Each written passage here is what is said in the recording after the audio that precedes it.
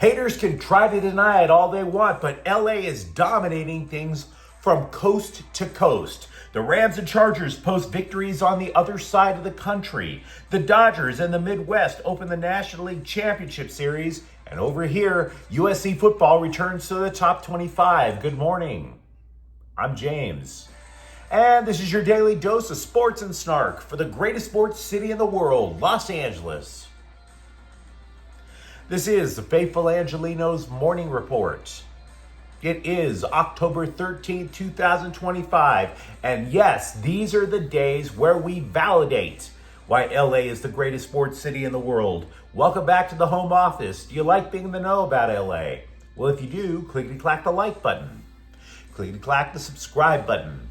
There's a notification bell. Hit that. It'll let you know when we drop an update. Sharing is caring. Let people know we exist. And by all means, comment. We have an expanded look at the scoreboard whenever it's football season, when the Dodgers are running to a championship. So we start off with Rams 17, Baltimore 3. The Rams took care of business. Yeah, it looked like their business was cleaning up crime scenes, but they took care of business nevertheless. They were going up against one of the worst defenses in football, and they only had a field goal at halftime. Yikes. This is part of a worrisome trend. The Rams averaged fewer than 10 points in the first half this year. Part of the reason for Sunday is Puka Nacua came up lame with an ankle injury. Now, if you're looking for positives, besides getting the win, talk up the pass defense. I said their goal was to stop the run. That didn't happen. Derrick Henry rushed for 122 yards. No, instead, the Rams made sure to make the Ravens pay whenever they decided to pass. 4 sacks, 3 turnovers forced. Byron Young had 2 sacks. But admittedly, even that comes with an asterisk because the Ravens did not have Lamar Jackson under center.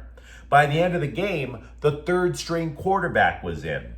Now, the Rams are back in a tie for first in the NFC West. And you can surely believe they have the upper hand in the division considering how injury-ravaged scum Francisco is.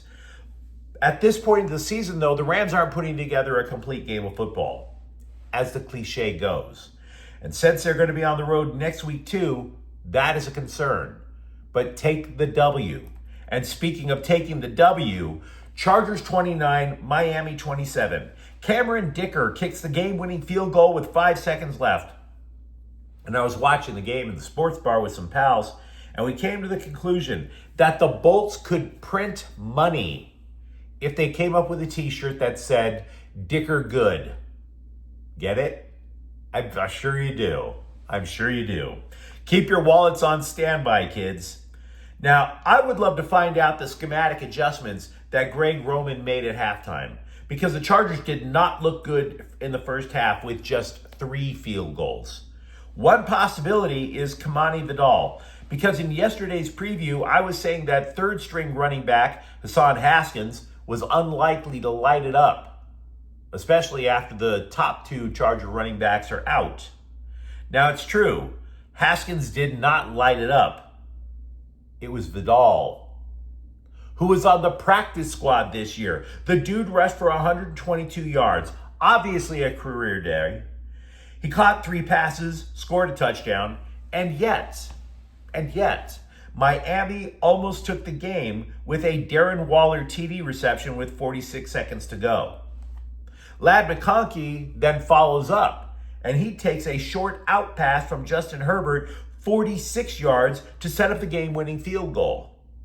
By the way, one note on that play with McConkey. Did you see Zion Johnson? Did you? The dude was hauling ass like he was being chased by the cops. An offensive lineman, 316 pounds, trying to get ahead of McConkey so that he could set up a block. You got to respect that. And by the way, the Bolts need plays like that. They need, obviously, 4th stringers to play out of their minds. The Bolts need to do whatever it takes during this tsunami of injuries, whatever it takes to get whatever win you can get until the team gets healthy again. Yesterday in Miami was a prime example. It's going to basically work your nerves, but if they get the W, you'll be happy nevertheless. Austin won LAFC 0. Austin snapped LAFC 6-game winning streak. Angel City FC 2, Houston 0. Angel City staves off elimination. Meanwhile, today, Game 1 of the National League Championship Series. Dodgers are at Milwaukee at 5. The Dodgers are just 8 wins away from repeating. Blake Snell's going to get the start. Also, the Kings are at Mini Scrotum at 5. Now let's get back to the news, which means let's get back to the Dodgers. In case you haven't noticed, Shohei Ohtani has been human in the playoffs. If the human that you're thinking of plays drums for Def Leppard. The dude isn't even hitting or pitching. What do you want me to say? We face reality on this channel. Ohtani's hitting 148 this month. He has a 4.5 ERA in the playoffs. Now, Roberts was asked about it. He said he doesn't think it has anything to do with Ohtani being a two-way player. An analyst from CBSSports.com took it a little further. He believes Ohtani is having trouble with left-handers who throw sinkers. And maybe the Brewers can replicate what the Phillies did. Now, Ohtani's going to get the start when the series returns to Los Angeles. We do know that. Yoshinobu Yamamoto is going to get the ball in Game 2. As for the rest of the roster, we don't know just yet. The Dodgers will turn in their NLCS roster at some point today. We've spoken of Roberts' desire to add a pitcher. We talked about reserve outfielders as maybe being on the cutting block because of needing that extra pitcher. ESPN is actually reporting the Dodgers are considering putting Will Smith on the shelf for this series and going with just 2 catchers. Kike Hernandez, who was seen limping during Game 4 against Philly, is healthy. Now, there's your roster update, what little we know. As for the series, you go back and you think of how the Dodgers looked against Milwaukee in July, and then you compare it to now. And your perspective on this series is what you choose to focus on in that sense. It is true that Milwaukee swept the season series 6-0. I don't deny that. The Dodgers were on a 2-10 stretch at the time. It wasn't just Milwaukee that they were losing to during that time. The entire middle of the season, the Dodgers were gasping. They were in real trouble. The bullpen was obviously terrible. Against the Brewers, the bullpen conceded 14 runs. So all of that looks bad. I get it. But then you compare it to now. The Dodgers held Philadelphia, a much better lineup, I would add, to a .212 batting average in the series. Part of that is asking the starters to go 7 innings during the playoffs instead of 4 or 5 during the regular season. And then you're using starters who didn't even make the playoff rotation to go to the bullpen and close it out. If you choose to believe the Dodgers are more like this team that you're seeing now, as opposed to the Brewers still being the team that the Dodgers saw in July, as opposed to the Dodgers still being the team that you saw in July, if you believe in what the Dodgers are now, you're seeing the path to repeat. If you're seeing the team in July, you're seeing a quick out. Now, what would you say? I know what I would say. I wouldn't put money on what I'm about to say, but this is what I would say. I would say Milwaukee has 2 terrific starting pitchers and a strong bullpen. If this series were a best of 5, that would be critical. Why? Because you could take those 2 starters, start them at the beginning of the series, start them at the end, have some rando in the middle, and then all of a sudden you've got 4 really terrific starts, right? But that's not happening in a best of 7. You're going to have to pitch more than 1 rando against the Dodgers. The Dodgers, meanwhile, have 4 tremendous starting pitchers, and then they use the leftovers to recreate the bullpen on the fly. And this is where we have to call out the baseball experts, the analysts, because they're not paying attention. Oh, who has the advantage? Second base, Dodgers or Brewers? Who has the advantage in the bullpen? Dodgers or Brewers? And they just make a check. Well, here's the problem. You're not paying attention. The analysts, the experts, are so locked into this paradigm of this like Berlin Wall between starters and relievers. No. You should never see starters showing up as relievers. Well, sorry, fellas, the Dodgers have done that. You're not paying attention. The Phillies had a superior bullpen too. Did it matter? Apparently not. So big whoop about Milwaukee's great bullpen. The point I'm getting at is if it were a best of 5 series, you could absolutely say that Milwaukee has this massive advantage. But it's best of 7. Dodger depth is going to play a massive difference because they've got 3 starters, possibly 4, that'll go throughout the entire series. And whoever didn't make it boosts the bullpen.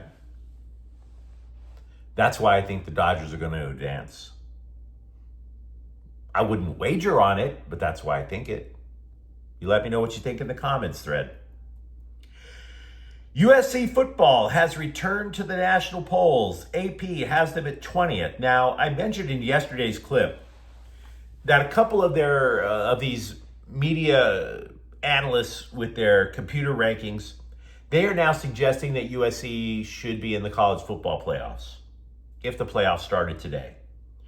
Beat the Irish this weekend, and the Trojans are looking at a potential 10-win season because the Big Ten is that difficult. You get 2 losses in that conference, you should still get a spot. But keep this in mind. USC hasn't won in either South Bend or Oregon since 2011. So they're absolutely not out of the woods. Now, before we overdo it on the hopium, of course, the Trojans face their biggest injury concern of the season on top of everything. Waymon Jordan is undergoing ankle surgery today. He's going to be out for 4 to 6 weeks. It's called tightrope surgery. That doesn't sound like cruel irony or anything. How the hell are you going to walk a tightrope in a damn surgical boot? There are 7 weeks left in the college football regular season. Jordan is going to miss at least half of it. And by the way, we still don't know how bad backup running back Eli Sanders' knee is. Lincoln Riley speculated Saturday that Sanders is done for the year. We haven't gotten official diagnosis yet.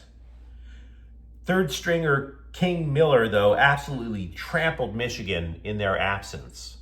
So, catastrophic? No. Concerning? Yeah. By the way, what about USC basketball? I bring it up because the basketball season starts in about a month. One of the primary reasons that the Trojans stunk up the joint last year is because if you got the ball into the paint, it was an automatic 2. They had no interior defense whatsoever. Eric Musselman met the Scribes a couple of days ago. He touted 7'3" transfer Greg Dines as a potential one-man solution. Quote, "Our lack of rim protection last year was, I don't know what word to use, but we're a lot different. Blocking shots at the wing position, we're a lot different blocking shots at the power forward spot and then at the center spot, obviously, with Gabe Dines' ability to alter shots. We have so much different length than we had last year," unquote. Moreover, if you're looking at how the Trojans are going to build a lineup, Elijah Arenas was supposed to be the starting point guard, at least until he got injured.